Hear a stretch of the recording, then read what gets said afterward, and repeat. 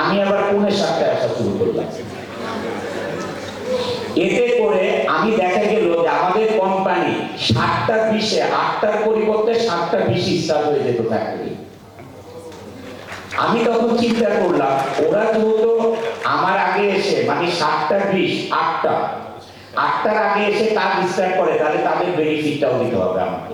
তখন আমি ফ্যাক্টরিতে প্রোডাকশন বোনাস ঘোষণা করে দিলাম যে এই গার্মেন্টসটার দাম আমাদের সিএম তখন $24 আর এখন এটা পৌঁছাইতে $12।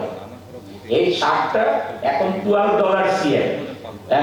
আমরা আগে $24 সিএম এ প্রোডাকশন করতাম, আর তখন অপারেটরের বেতন ছিল $400 আর এখন এটা $12। অপারেটরের বেতন, ওভারটাইম এবং বেতন মিলে 25-26 হাজার টাকা 2 ঘন্টা ওভারটাইম নিয়ে। এনিওয়ে, আমি তখন বললাম যে একটা কাজ করি, আমরা সবাই নিয়ে ওয়ার্কার নিয়ে মিটিং করলাম যে আমরা যদি টার্গেটের পরে যেই কোয়ান্টিটিটা বেশি করবা এটা 50% অফ দ্য সিএম, এটা আমি ওয়ার্কারের টোটাল একটা কোম্পানিতে যারা আছে ম্যানেজমেন্ট টু ওয়ার্কার সবাই এটা পাবে। এই ফ্যাক্টরি তখন শুরু হয়ে গেল। রাত 11টার পরে মেন সুইচ বন্ধ করলেও যেতে চায় না, বলে না আমরা কাজ করব। আমি দেখলাম যে না, এরা সকালবেলা এসে কাজ করবে কিভাবে। পরে আমি টাইম করে দিলাম যে না, তোমরা 9টা সর্বোচ্চ 9:30 উপরে থাকতে পারবে না, কারণ মানুষের একটু রেস্টের দরকার আছে। দেখা যেত যে আমাদের কোম্পানির স্যালারি, ওদের যে স্যালারিটা আছে সেইটা তাদের যে ঘর ভাড়া বলেন, গ্রামে টাকা পাঠাতে বলে, এই কাজে লাগাতো। আর যেই টাকাটা তার এক্সট্রা প্রোডাকশনে কামাতো একদম টপ টু বটম সবাই, তারা এটা তাদের এই শখ, আল্লাহ, সিনেমা দেখা, কাপড় কিনা, ফ্যাশন করা, যত কিছু আছে কাজে লাগানো শুরু করলো। এই যে সবার ভিতরে যে স্পিরিটটা ছিল আগে, কাজ করার যে স্পিরিটটা ছিল, এটা সোশ্যাল মিডিয়াতে এখন আমরা ফেসবুক আর ইউটিউব নিয়ে এত বিজি, এই সব কিছু মাথা থেকে চলে গেছে।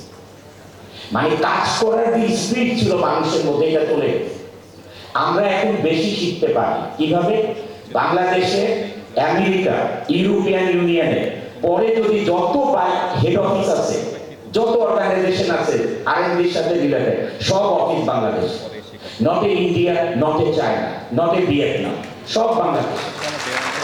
তাহলে আমরা এইরকম সুন্দর সুন্দর সেমিনার এবং অনেক জায়গায় আমাদের অনেক কিছু শেখার আছে, বাট আমাদের মধ্যে চ্যালেঞ্জিংও বেশি হয়ে গেছে। গার্মেন্টস ইন্ডাস্ট্রি এখন টিকানো ইজ নট এ জোক। এই জন্য আপনাদের এই যারা তরুণ প্রজন্ম, যারা টেক্সটাইলে পড়াশোনা করছেন, টেক্সটাইল নিয়ে বিভিন্ন সেক্টরে, আপনাদেরকে বলবো আপনাদের ভিতরে স্পিরিট আনতে হবে। আমি সকাল 9টায় অফিস, আমি কি 9টায় যাবো না 8:30টায় যাবো? আমার ছুটি সন্ধ্যা 7টায়, আমি কি 8টায় বেরোবো না 7টায় বেরোবো? দিস 1 আওয়ার, এই 1 ঘন্টা আপনার জীবনে অনেক কিছু চেঞ্জ করে দিবে, অনেক কিছু চেঞ্জ করে দিবে। আপনার কাজের স্পিড সবার চোখে পড়বে, আপনার নিজের কাজের স্পিড দেখবেন। এই যে এখানে দেখছেন যে যেটা, এটা আমার মনে হয় আই হোপ এটা আমাদের পাগল ভাই ব্রেন এখানে গিয়েছে ফোকাসের সাথে, যে একটা লাইট, হ্যাঁ, এই লাইটটা এটা তখন সবার মাঝে ছড়িয়ে যাবে যে এই 10টা লোক কাজ করে, বাট হি ইজ ডিফারেন্ট।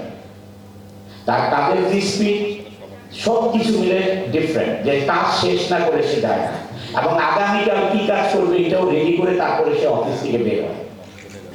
হইহুল্লা করে একসাথে ছুটির ঘন্টা যেভাবে বাড়বে, এগুলি তো ছোটবেলার কাজ আমাদের, দৌড়ায় বের হয়ে যাওয়া, মানে যত আগে বের হইতে পারি, কে ল্যাং দিয়ে কাকে ফালাই দিতে পারি, একটু হাসাহাসি করলাম, এই লাইফ আমরা ফেলে দিয়েছি, ওইটা আমাদের পিছনে পড়ে আছে। এখন আমাদের সামনে যাবে, সামনে এগোতে হবে। আর সামনে এগোতে হলে I have to consider something from my life, সেটা হচ্ছে টাইম। এই টাইমটাকে কনসিডার করতে হবে। এইবার আমি ধৈর্যের কথা বলি। আমি প্যারিসে একটা ভাইয়ের সাথে আলিজে ডিবেশন, নামটা মনে রেখেছি, সারা জীবন মরা পর্যন্ত থাকবে, এটা একটা স্টোরি বলি। প্যারিসে এটা 2003-এর ঘটনা। আমি প্যারিসে একটা বায়ারের সাথে অ্যাপয়েন্টমেন্ট করে গেলাম, যে বায়ারের স্যাম্পল নিয়ে একদম 2 লাগেজ স্যাম্পল, 60 কেজি ওজন, আবার কম্পিউটার ব্যাগ ঝুলানো। আগে তো ল্যাপটপের ওয়েটও অনেক বেশি। যাই হোক, ট্যাক্সি ড্রাইভারকে যখন আমি অ্যাড্রেসটা দেখালাম, ট্যাক্সি ড্রাইভার তো ফ্রান্স মানে ওরা ইংলিশ বললেও বলতে চায় না, এখন অনেকটা চেঞ্জ হয়ে গেছে, বলতে চায় না, ওদের ভাষায় যা বলার বললো। তা আমি অফিসে আমি অ্যাড্রেস দিলাম, ও আমাকে একটা গলিতে নামাই দিয়ে বললো যে এটা মানে হাত দিয়ে বুঝলাম আর কি, যেটা ওয়ানের গাড়িও ওয়ান হয়ে চলতেছে, যে ওইখানে যাও, ওইখানে গেলেই পাবার। আমি এদিক দিয়ে ঘুরলে অনেক সময় লাগবে, মানে ওর অ্যাক্টিভিটিতে আমি বুঝলাম আর কি। তা আমি এই অ্যাড্রেসটা দেখাতে, যেখানে একটা লোককে দাঁড়া করাই, বলে you speak French, I don't speak English, okay. এইভাবে করতে করতে আমি তো 2 লাগেজ নিয়ে ফ্রান্সের রাস্তা, আমরা যারা সবাই অলমোস্ট এখানে ফ্রান্সে গেছি, গার্মেন্টস মালিক এবং যারা বসে আছে, রাস্তা তো প্লেন রাস্তা না, সব হচ্ছে ওই আগের পাথরের নদী দিয়ে বানানো খড়খড় খড়খড় রাস্তা দিয়ে টানাই মুশকিল ব্যাগগুলো। আমি যাকেই দেখাচ্ছি এই অফিসার খুঁজে পাচ্ছি না। এই অফিস খুঁজে পেতে না পেতে মানে একজনকে একটা অ্যাড্রেসটা দেখাইতে হবে আমাকে। এটা আমরা তো আল্লাহ তাআলার দয়া, আমাদের দেশের মানুষের যে কালচার, একটা মানুষ অ্যাক্সিডেন্ট হলো সবাই মিলে এসে তাকে হেল্প করে, তাকে গাড়ি হোক রিক্সা হোক নিয়ে চলে যায় হসপিটালে। আর ওইখানে তো মানুষ অ্যাক্সিডেন্ট হয়ে রক্তাক্ত হয়ে পড়ে থাকবে, একমাত্র পুলিশই ভরসা, আসবে নিয়ে যাবে।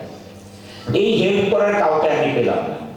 না পেয়ে কিছুক্ষণ পরে দেখতেছি অনেকক্ষণ হাঁটতে হাঁটতে পায়ের নিচে জ্বলতেছে, কেন জুতা খুলে দেখি রক্ত বেরোতেছে পা দিয়ে। এখন আর জুতাও পরতে পারতেছি, এই জুতা আবার ব্যাগের মধ্যে ঢুকাইছি, এখন শুধু মোজা পায়ে দেওয়া, খালি পায়ে হাঁটতেছি। যাই হোক, এক সময় আমি অফিসে যখন পেলাম, পেয়ে অফিসে যখন গেলাম, তখন ও বললে যে you are late more than hours, এখন আর তোমার অ্যাপয়েন্টমেন্ট এটা সম্ভব না।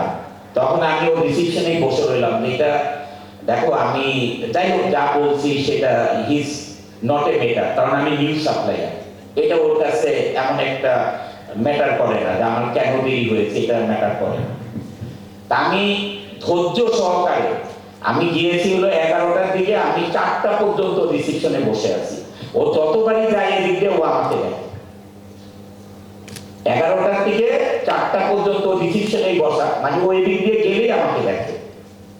এক সময় ও দাঁড়ায় গেল যে তুমি 4টা বাজে এখন পর্যন্ত তুমি যাও নাই।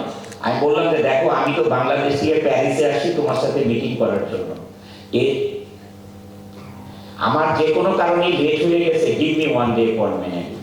ও বললো যে আমি কালকে ভেরি বিজি, ওকে। আমি বুঝলাম যে তোমার অনেক ধৈর্য আছে, তুমি একটা কাজ করো, day after tomorrow come on time 9:30। আমি ঠিক আছে, আমি 9:30 থাকবো। তখন আমি চিন্তা করলাম আমার ওই দূরে ভালো হোটেল আর দরকার নেই, আমি অফিস থেকে বেরিয়ে আগে দেখলাম এই পাশাপাশি কি হোটেল আছে, ওই ছোট্ট একটা হোটেল দেখে আমি হেঁটে চলে যেতে পারবো, এরকম একটা হোটেলে আবার রাত্রে রয়ে গেলাম এখানে। এই যে পেশেন্টটা আমার ছিল, যে আমি যে একটা বায়ারের কাছে গিয়েছি এবং ধৈর্য সহকারে আমি এই বায়ারের সাথে এগ্রিমেন্ট করে, আমি বায়ারের সাথে 17-18 বছর বিজনেস করেছি ওই বায়ারের সাথে। যাই হোক ভাই বোনেরা, আপনারা